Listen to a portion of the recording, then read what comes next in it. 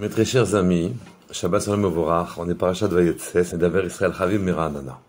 La parasha commence par les mots Vayetze Yaakov mi Beersheva Vayelech Harana, et Parashim et l'Orach Chaim dit Vayelech Harana, ça peut se traduire par les mots non pas qu'il est allé à Haran, mais Vayelech est allé Haran, ça devient le sujet du vers Harana, vers lui. Et donc le Makom s'est déplacé et a décrit ce qu'on appelle une Kfisat Aderer, c'est-à-dire il est à peine sorti vers Haran, que Haran est venu à lui.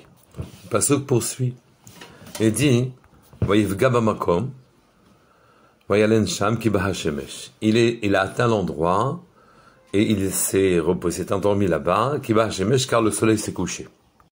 Rachid dit dessus qu'il a été metaken tfilat mariv. De là on voit qu'il a été metaken, qu'il a institué tfilat mariv.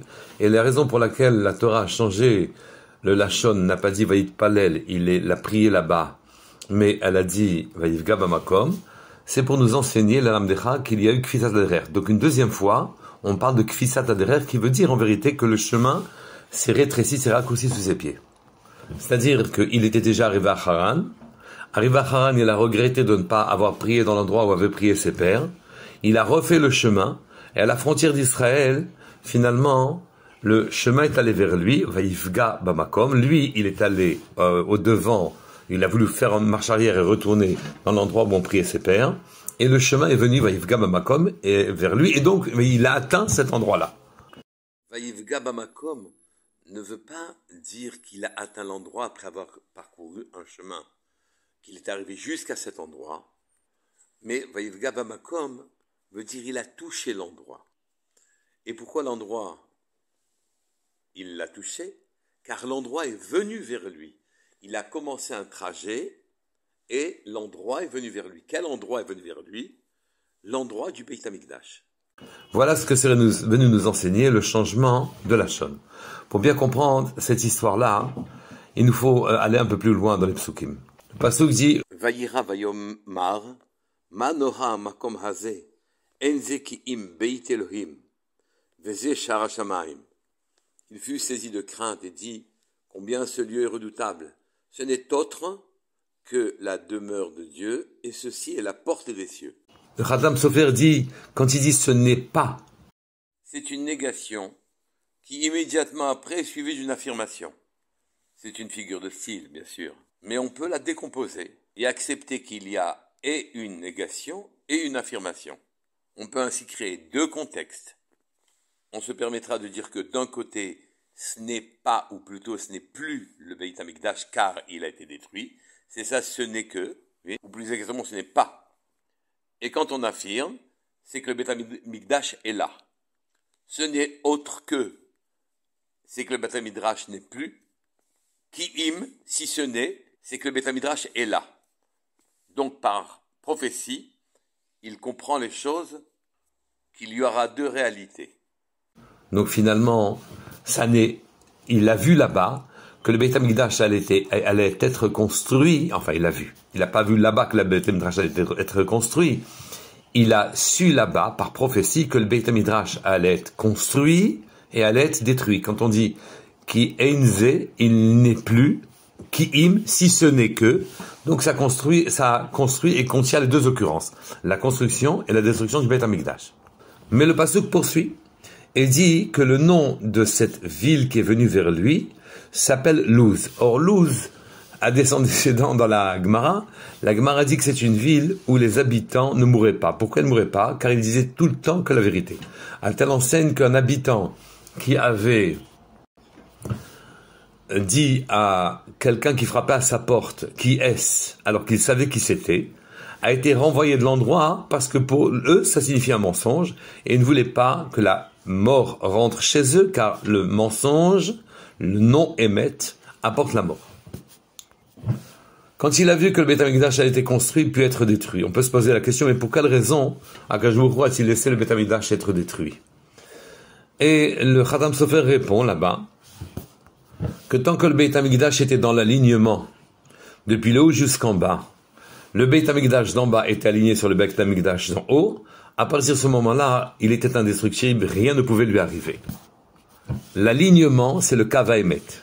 c'est la ligne de vérité. Et justement, Yaakov était, Titan Emet Yaakov, l'homme de la vérité. Qu'est-ce que signifie la vérité? Ça signifie que nos pensées, en vérité, sont exactement conformes à ce qu'il y a dans notre cœur.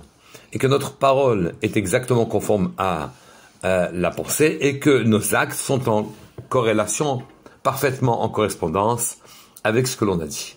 Ça, c'est le Kava Emet, une ligne de parfaite perfection et de vérité. Yaakov répondait à ces qualités-là. Il les avait toutes. Il avait le Kava Emet. C'était l'homme de la vérité. Depuis ses pensées en bas, montait une ligne qui allait jusqu'aux cieux, et donc la prophétie lui était quelque chose de familier. Soit donc il y a une correspondance entre les pensées des Juifs en bas, leurs actes, leurs paroles, qu'elles soient conformes à ce qu'attend Akadosh Baruch Hu de nous, et alors à ce moment-là, nous sommes indestructibles, comme le Beit HaMikdash. Soit effectivement, il y a un décalage, le parallélisme n'existe plus, et à partir de ce moment-là, nous sommes jetés à la merci des peuples. C'est la raison pour laquelle le Beit HaMikdash a été détruit. C'est parce que les pensées, le Kava Emet, la ligne de vérité n'existait plus, que Akadosh Baruch Hu a décalé légèrement, a bougé, a été mésise légèrement le Beit HaMikdash d'en haut, et n'étant plus dans l'alignement du Beit HaMikdash d'en bas, à ce moment-là, le Beit HaMikdash d'en bas n'était plus le Beit HaMikdash. Et il a été détruit. Luz était le nom de cette ville Barishona, avant que Yaakov l'appelle Bethel, la maison d'Hachem, pour nous indiquer que c'est en rapport avec le Kav HaEmet, cette ligne de vérité parfaite, qui nous permet à ce moment-là d'atteindre jusqu'aux cieux et d'être totalement invulnérable et indestructible. Et quand on a été décalé cet alignement, à partir de ce moment-là, quand il a été décalé cet alignement, le Beit HaMikdash a pu être détruit. Maintenant, on peut comprendre la Kvisata Derer, le fait qu'effectivement, l'endroit soit venu vers Yaakov quand il a regretté de ne pas avoir prié, c'est pas de ne pas s'être arrêté sur sa trajectoire à l'endroit où avaient prié ses pères. C'est-à-dire, arrivé à Haran, il a eu le regret, l'immense regret de ne pas avoir prié. Il a voulu prier vers ses pères, et donc il s'est mis en chemin. Donc sa kavana, sa pensée était puissante et profonde. Il a voulu revenir en arrière, il a mis ses actes en accord avec cette pensée-là, et Akadosh Baruch Hu, voyant ce Kava Emet, cette perfection dans la pensée de Yaakov, et a fait venir le Beit HaMikdash vers lui. Et donc, c'est ça qu'on a dit, Vayivga Bamakom, il a amorcé le mouvement, après avoir pensé de manière parfaite, parlé de manière parfaite, et à ce moment-là, la situation s'est cristallisée, s'est réalisée, sa pensée s'est réalisée. Et le Beit HaMikdash est venu vers lui. Quel est le message, le message que l'on peut tirer de là? Quel est le moussard que l'on peut tirer de là?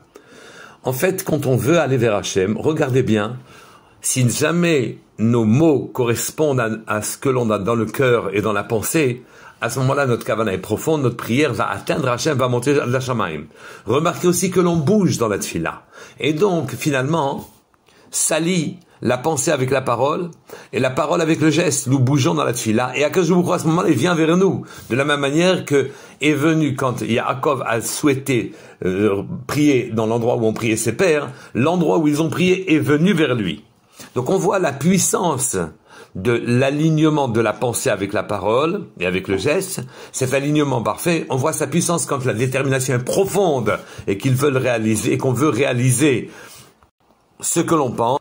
Alors, une chayout, une vivacité, une vie vient dans la pensée, dans le geste, et qui lui donne une dimension et la fait passer dans le réel. On voit plus prosaïquement ces choses-là tous les jours. On pense à quelqu'un et il nous téléphone. On pense à quelqu'un et on le rencontre 2 jours après alors qu'on ne l'avait pas vu pendant des années.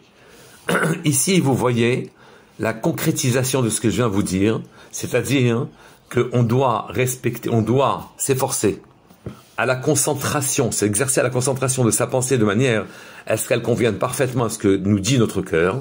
On doit aussi ne dire que ce qui convient à notre pensée, à notre cœur, et agir, commencer à agir en conséquence, de manière à ce que la réalité s'aligne sur ce que l'on fait, et que l'on puisse construire nos familles dans ce Kava Emet, et développer notre profondeur de spiritualité, pour que descende des cieux ce qui doit descendre, et qu'Akadosh Baruch Hu nous amène le troisième Beit HaMikdash, Bimhera B'Yameinu, Shabbat Shalom et Vorach.